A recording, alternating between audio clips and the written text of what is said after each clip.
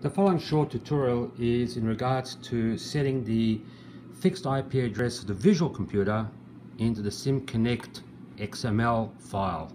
How do we find that? Okay, let's go to the computer. Let's open up C drive,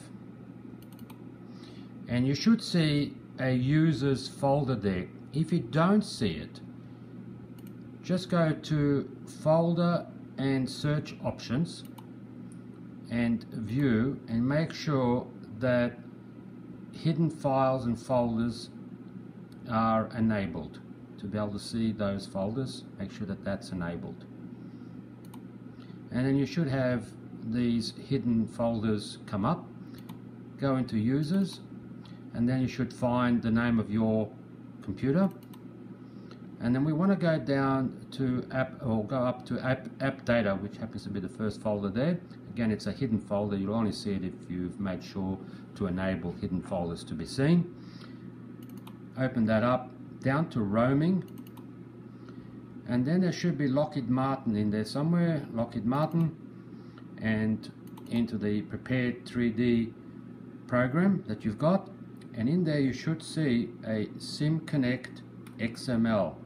Again, right click and edit. And what we're interested in there is the fixed IP address that you see there, 192.168.0.162.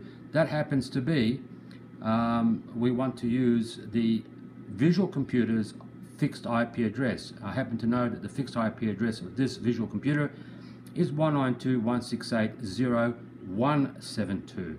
So I'll just amend that to 172.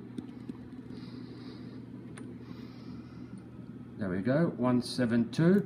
We've now saved the fixed IP address of the visual computer. That's this computer that you're dealing with, and we've placed it in there.